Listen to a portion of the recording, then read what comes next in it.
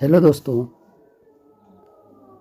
आपके YouTube channel education point Brahmapura से अशोक कुमार यादव।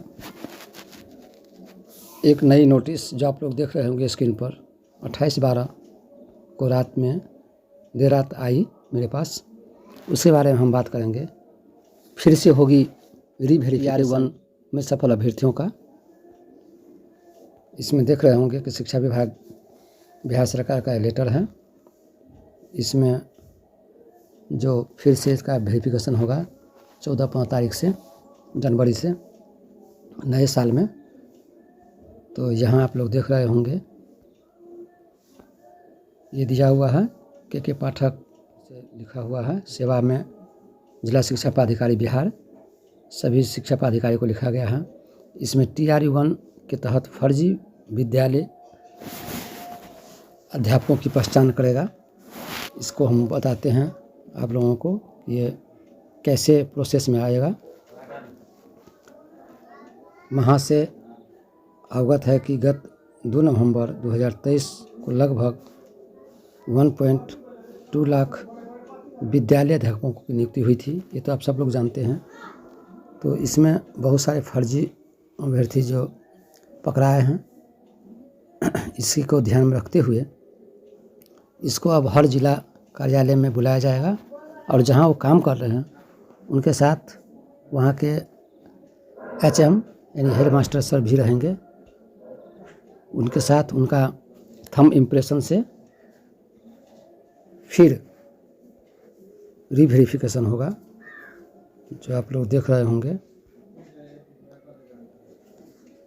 इसमें सबसे मेन पॉइंट है कि यहाँ ध्यान देने योग्य की बात यह है कि इतनी सतर्कता बरतने के बावजूद भी ऐसा कैसे हो गया कि जिस व्यक्ति ने BPSC की परीक्षा दी थी वह कोई और है और जिस व्यक्ति ने विद्यालय में योगदान कर रहा है वो कोई और है।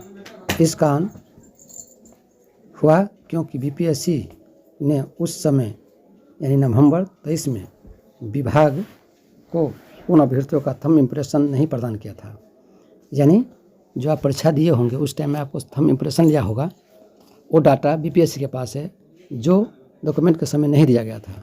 अब जो सभी विभाग को दे दिया गया है, जिसके कारण इस संतुष्टि कर पाएँ कि जिस व्यक्ति ने विद्यालय में योगदान किया है वह वही व्यक्ति है जो परीक्षा में शामिल या परीक्षा दी थी। जिला स्तर पर ये लोग इसलिए पकड़ में नहीं आए क्योंकि संभवतः काउंसलिंग में भी वही व्यक्ति आया जिसने BPSC परीक्षा दी थी। थंब इम्प्रेशन प्राप्त नहीं हुआ था, अतः हमारे पास कोई माध्यम नहीं था जिससे हम यह सुनिश्चित कर सके कि यह सही व्यक्ति है। किंतु हाल ही में 18 दिसंबर 23 के बाद प्रत्येक जिले में रेंडमली लगभग 4000 अध्यापकों को री-वेरिफिकेशन के लिए बुलाया गया। जबकि उनकी पहचान की गई तो एक अध्यापक हाजीपुर का तथा 2 अध्यापक सहरसा का पकड़े गए। अन्य 3 अध्यापक भाग खड़े हो गए। तो इस तरह से इसको देखते हुए विभाग ने पुनः BPSC से कहा है कि हमें TRU 2 की वर्तमान में चल रही काउंसलिंग हेतु थंब इम्प्रेशन अनिवार्य रूप से दिया जाए और साथ ही TRU 1 अभ्यर्थियों को भी थंब इम्प्रेशन दिया जाए। BPSC ने अब दोनों परीक्षाओं TRU 1 और TRU 2 के लिए थंब इम्प्रेशन उपलब्ध कराने की सहमति दी है और BPSC के वेडर द्वारा सभी जिलों में इन मशीनों को लगाना शुरू कर दिया गया है जहां थंब इम्प्रेशन संधारित है। अतः उपयुक्त को देखते हुए विभाग ने निर्णय लिया है कि TRU 1 में नियुक्ति सभी अध्यापकों को पुनः री-वेरिफिकेशन दिनांक 15/1/2024 से आरंभ किया जाएगा। उक्त परीक्षा परिपेक्ष में आपको निम्नलिखित कार्रवाई सुनिश्चित करना है। अब ये कार्रवाई क्या होगी उसका हम और डिटेल दे रहे हैं। इसमें क्या कार्रवाई होगी ये यहाँ पर दिया हुआ है, जो आप लोग देख रहे होंगे। ये है कार्रवाई का पहली कार्रवाई ये होगी। कैसे इसको किया जाएगा? कैडर की मशीन से थंब इम्प्रेशन का मिलान किया जाएगा और उनके साथ विद्यालय समाप्त होने के बाद, यानी जो पढ़ा रहे हैं जिस स्कूल में उसके पढ़ाने के बाद शाम के टाइम में प्रधानाध्यापक के साथ जिला मुख्यालय में आना होगा और वहाँ इसकी थंब इम्प्रेशन से मिलान की जाएगी। और आधार कार्ड का भी मिलान किया जाएगा, फॉर्मल स्कैनर है उससे भी मिलान किया जाएगा, CCTV के बाद वहाँ होगा जहाँ पर इनका वेरिफिकेशन होगा। अतः पुनः स्पष्ट किया जाता है कि TRE-1 में जितने अध्यापक अपने विद्यालय के योगदान देकर पढ़ा रहे हैं उन सभी को चरणबद्ध तरीके से अपने प्रधानाध्यापक के साथ जिला शिक्षा पदाधिकारी कार्यालय में बुलाया जाए और BPSC कैडर के द्वारा उपलब्ध कराए गए मशीन में उसके थंब इम्प्रेशन को मिलान किया जाए। इस पूरे दौरान जिला स्तर से एक अधिकारी दंडाधिकारी भी वहाँ मौजूद रहेंगे। दूसरा, TRE-2 में जिले में TRE-2 की काउंसलिंग भी चल रही है। TRE-2 में निम्नलिखित सावधानियाँ बरती जाए, इसके लिए अभी चल रहा है।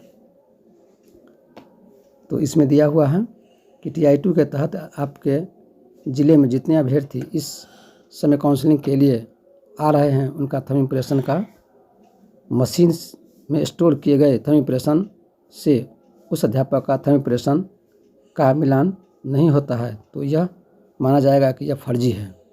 फिर है माय आधार ऐप के द्वारा भी उसके आधार को भी चेक किया जाएगा, उसकी हिस्ट्री को चेक किया जाएगा कि वह कब कब अपने आधार को चेंज किया है। यदि 6 महीने में उन्होंने अपनी आधार कार्ड में क्या क्या बदलाव किया है, 6 महीने की हिस्ट्री को जांचा जाएगा। यदि इसमें ज़्यादा को चेंज मिलता है तो उसको भी पकड़ा जाएगा। इस तरह से आप ये लेटर कल जारी किया गया वो आप लोग देख रहे होंगे। तो यही था मेन उद्देश्य इस लेटर को दिखाने का, देने के लिए थंब इम्प्रेशन वहाँ पर सारा कुछ लगा होगा। और TRE-2 के तहत चयनित विद्यालय अध्यापक जब कुछ दिन विद्यालय में पढ़ा लेंगे तब संभावित जनवरी माह के अंत में इन अध्यापकों को पुनः जिला पदाधिकारी कार्यालय में बुलाए जाएंगे। इस बार प्राध्यापक के साथ आएंगे और उनका रीवेरिफिकेशन होगा, यानी TRE-2 में जो भी वेरिफिकेशन होगा उसका भी दोबारा वेरिफिकेशन होगा। यह 7वां पॉइंट है। साथ ही TRE-2 के काउंसलिंग सेंटर पर दंडाधिकारी प्रतिनियुक्त भी किए जाएँ। यह सुनिश्चित किया जाए कि काउंसलिंग सेंटर में CCTV लगा हो, यानी जो भी हो रहा है उसमें भी लगा होगा। ये डेट आपको दिखाई दे रहे होंगे 28/12/23 को ये लेटर आया, कल शाम देर रात आया। तो हमने सोचा कि आप लोगों को इसकी जानकारी दे दी जाए और अब लोगों को देख लिए होंगे, इसीलिए जो TRE-1 में सिलेक्शन हुए हैं वो अपना सारा डॉक्यूमेंट फिर से रख लें। ये डॉक्यूमेंट कौन कौन होगा ये हम आपको जल्द ही बताएंगे। यदि आपको वीडियो अच्छा लगा हो तो सब्सक्राइब करें और लाइक करें। Thank you very much.